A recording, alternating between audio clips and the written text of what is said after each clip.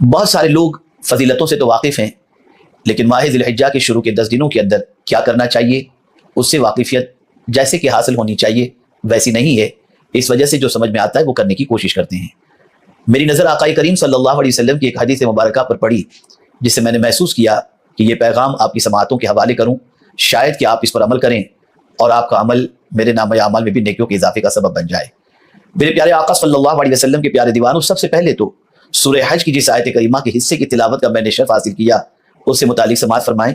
رب قدیر جل جلالہ ارشاد فرماتا ہے وَيَذْكُرُ اسْمَ اللَّهِ فِي أَيَّامٍ مَعْلُومَاتٍ، وہ مقررہ دنوں میں خصوصیت کے ساتھ اللہ کو یاد کریں۔ یہ جو فرمایا گیا مقررہ دنوں میں، اس کی تفسیر کے اندر مولا علی کرم اللہ تعالی وجہہ الکریم، حضرت عبداللہ ابن عباس رضی اللہ تعالی عنہ، حضرت حسن، حضرت قتادہ رضی اللہ تعالی عنہم، یہ سب اس بات پر متفق ہیں کہ ایام معلومات یعنی مقررہ دنوں سے مراد عشرہ ذی الحجہ ہے، یعنی ذی الحجہ کے شروع کے 10 دن۔ میرے پیارے آقا صلی اللہ علیہ وسلم کے پیارے دیوانوں، یہی امام اعظم ابو حنیفہ علیہ رحمۃ اللہ رضوان کا مذہب بھی ہے۔ یعنی ان 10 دنوں میں اس آیت کریمہ کی روشنی میں یہ بات سمجھ میں آئی کہ ہمیں اپنے رب کا ذکر کثرت سے کرنا چاہیے۔ اس کی تشریح فرماتے ہوئے آقا کریم صلی اللہ علیہ وسلم نے ایک مقام پر بڑی پیاری بات ارشاد فرمائی۔ رسول اعظم صلی اللہ علیہ وسلم نے ان ایام میں ذکر اللہ کے بارے میں فرمایا ما من ایام اعظم عند اللہ ولا احب الیہ من العمل فیہن من هذه الايام العشر فاکثروا فیہن من التہلیل والتکبیر والتحمید۔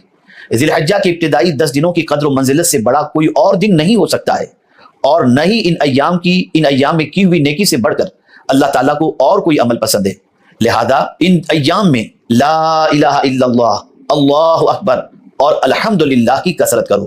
ان ایام میں اللہ تعالیٰ کی فرما برداری، اس کے ذکر، روزوں اور صدقات و خیرات کی کثرت کرے۔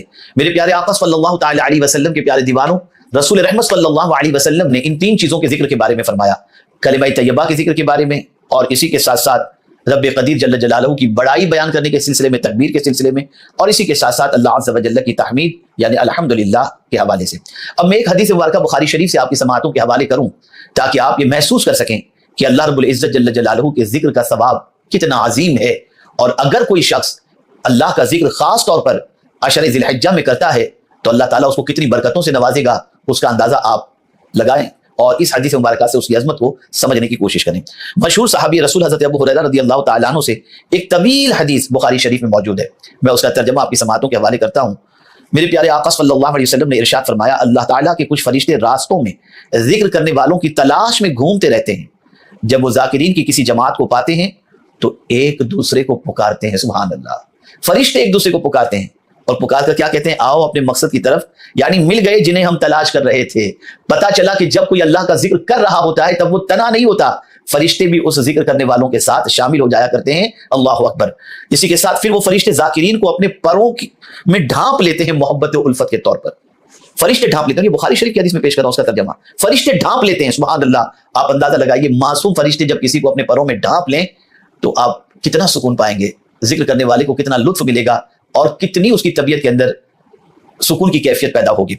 پھر وہ اپنے رب کے دربار میں حاضر ہوتے ہیں تو اللہ تعالیٰ ان سے پوچھتا ہے، حالانکہ اللہ اپنے بندوں کا حال جانتا ہے، لیکن فرشتوں سے اپنے ذاکر بندوں کی تعریف سننا پسند فرماتا ہے۔ سبحان اللہ، اے فرشتوں تم نے میرے بندوں کو کس حال میں پایا؟ فرشتوں سے رب پوچھتا ہے۔ یہ فرشتے جب مولا کی بارگاہ میں حاضر ہوتے ہیں، ذکر کرنے والوں کی محفل سے پلٹتے ہیں تو رب ان فرشتوں سے پوچھتا ہے، حالانکہ میرا مولا سب جانتا ہے، لیکن فرشتوں سے پوچھنے کی وجہ یہ ہے تاکہ ذکر کرنے والوں کی زبان سے جو ذکر اللہ کا کیا جا رہا ہے اس ذکر کے حوالے سے بھی سنیں، اور ذاکرین کی عظمت بھی فرشتوں کے سامنے واضح ہو جائے۔ تو فرشتے ذاکر بندوں کی تعریف کرتے ہیں اور کہتے ہیں کہ میرے مولا ہم ایسی محفل سے ہو کر کے آ رہے ہیں جس محفل کے اندر تیرے بندے یسبحونک ویکبرونک ویحمدونک ویمجدونک، رب تیرے بندے تیری تسبیح بیان کر رہے تھے، تیری بڑائی بیان کر رہے تھے، تیری تعریفیں بیان کر رہے تھے، تیری بزرگی بیان کر رہے تھے۔ اللہ تبارک و تعالی فرماتا ہے حل راؤنی، کیا انہوں نے مجھے دیکھا ہے؟ فرشتے عرض کرتے ہیں ما راؤ کا، نہیں مولا انہوں نے تجھے نہیں دیکھا۔ اللہ تعالیٰ فرماتا ہے کیف لو راؤنی، اگر وہ مجھے دیکھ لیتے تو ان کا کیا حال ہوتا؟ فرشتے عرض کرتے ہیں اگر وہ تجھے دیکھ لیتے تو وہ اور زیادہ تیری عبادت کرتے، اور زیادہ بزرگی بیان کرتے، اور زیادہ تسبیح بیان کرتے۔ اللہ تعالیٰ فرماتا ہے فما یسألون، وہ مجھ سے کیا مانگ رہے تھے؟ فرشتے عرض کرتے ہیں مولا وہ تجھ سے جنت مانگ رہے تھے۔ اللہ عز و جل فرماتے ہیں کیا انہوں نے جنت دیکھی ہے؟ فرشتے عرض کرتے ہیں نہیں، بقسم رب انہوں نے جنت نہیں دیکھی۔ اللہ تعالیٰ فرماتا ہے اگر وہ جنت دیکھ لیتے تو ان کا کیا حال ہوتا؟ فرشتے کہتے ہیں اگر وہ جنت دیکھ لیتے تو وہ اس کی بہت حرص کرتے، اس کے بہت طلبگار ہو جاتے اور اس کی طرف ان کی رغبت اور زیادہ ہو جاتی۔ اللہ تعالیٰ فرماتا ہے وہ کس چیز سے پناہ مانگ رہے تھے؟ فرشتے عرض کرتے ہیں من النار، جہنم کی آگ سے۔ اللہ تعالیٰ فرماتا ہے کیا انہوں نے جہنم کو دیکھا ہے؟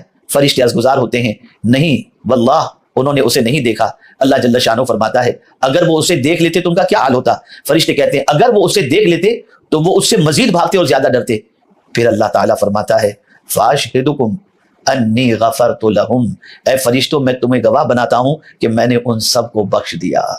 فرشتے کہتے ہیں اللہ ان میں ایک شخص تھا جو ذکر نہیں کر رہا تھا بلکہ اپنی کسی ضرورت کے لیے ان کے پاس آیا تھا۔ اللہ تعالیٰ فرماتا ہے لا یشقى جلیسہم، ان کے پاس بیٹھنے والا بھی محروم نہیں رہتا۔ اللہ اکبر۔ اے رسول اعظم صلی اللہ تعالی علیہ وسلم کے دیوانوں، یہ ہے اللہ کے ذکر کا فائدہ۔ اور رسول رحمت صلی اللہ علیہ وسلم نے ارشاد فرمایا کہ عشرہ ذی الحجہ میں اس کی کثرت کرو، اور ان دنوں کی عبادت، ان دنوں کی ریاضت سے بڑھ کر اللہ کے نزدیک کوئی بھی دل کی نیکیاں اتنی افضل و اعلیٰ نہیں ہیں۔ اور اس میں خاص طور پر رسول اعظم صلی اللہ علیہ وسلم نے اللہ عز و جل کی تکبیر، تحلیل اور تحمید کا ذکر فرمایا۔ اب یہ تحلیل کیا ہے، تکبیر کیا ہے اور تحمید کیا ہے، اسے سمجھ لیں۔